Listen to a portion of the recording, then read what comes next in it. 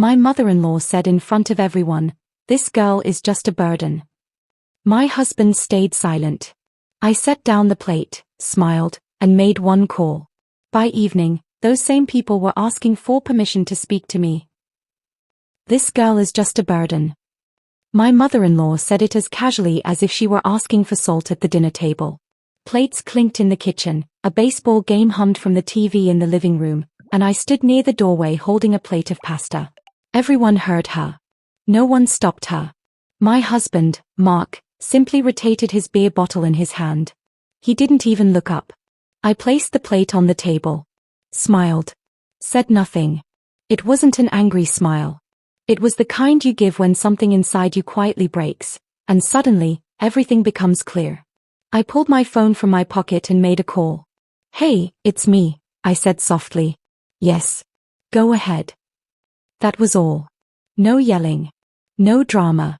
Then I went back and sat down as if nothing had happened. Dinner continued. Mark's sister talked about her new car. His father complained about taxes.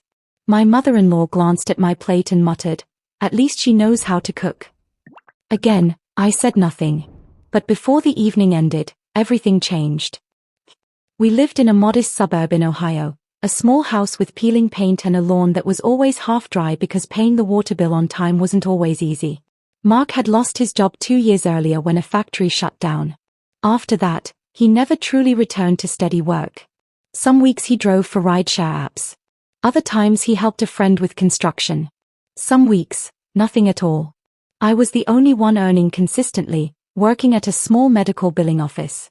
It wasn't glamorous, but handling insurance claims brought in enough to keep the mortgage paid, the car running, and even cover my mother-in-law's medication. And the house? The house wasn't in Mark's name. It was in mine. When we bought it, his credit was poor. He had said, "It's just a formality, we'll add my name later." Later never came. Then his mother moved in with us. Temporarily. That temporary turned into 3 years. At first she called me honey. Then just you. Eventually, that girl. And now, burden. At 7 that evening, there was a knock at the door. Mark opened it to find a man holding a folder. "Evening. I'm here regarding the property." Mark looked confused and glanced at me. I took a sip of water. Let him in. The man stepped inside and stood by the dining table where everyone was still seated. "Ms. Carter?" he asked, looking at me. I nodded. "Per your request, the preliminary notice has been filed. Since the property is solely under your name, you have the legal right to initiate removal of any non-registered occupants." The room fell silent. Mark blinked. What is he talking about? For the first time that night, I looked directly at him. "I've started the process of selling the house." My mother-in-law's chair scraped against the floor. "What?" "The mortgage is in my name. The bills are in my name. And none of you are registered residents." Mark gave a nervous laugh. "You're joking." I shook my head. "No." The man opened his folder. "You'll receive the formal notice within 48 hours. Mark's sister spoke up sharply. "You can't do this. This is his home." "No," I replied calmly. "It's mine." No one shouted. It was worse than shouting, the kind of silence that arrives when someone realizes they've mistaken strength for weakness. My mother-in-law spoke quietly. "Where will we go?" I didn't answer, because she had never asked me that question while living off my paychecks month after month. The real shock came the next day. Mark assumed I was bluffing. He slept in as usual while I left for work. By noon, the bank had called him. The account used for the mortgage payments wasn't joint. It was mine. And I had closed it. When I returned home that evening, the atmosphere had changed. The TV was off. The kitchen was spotless. Mark stood near the door as if waiting. "Can we talk?"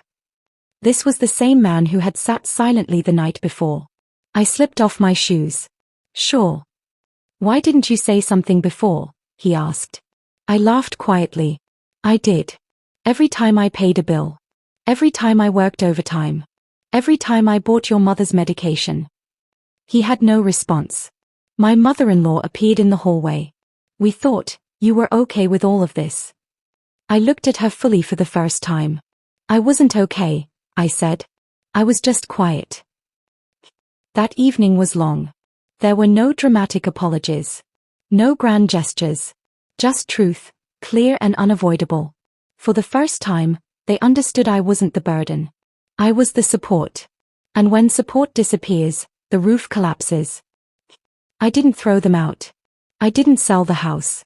I simply put everything on paper. Mark took a part-time job. His mother, for the first time, began discussing her own expenses. And me? I reclaimed not just my name, but my dignity. A week later, the same mother-in-law who had called me a burden knocked on my bedroom door. "Can I come in?" I opened it. She stepped inside hesitantly and said, "We would like permission to talk." I nodded. Because revenge doesn't always arrive with shouting. Sometimes, one call is enough.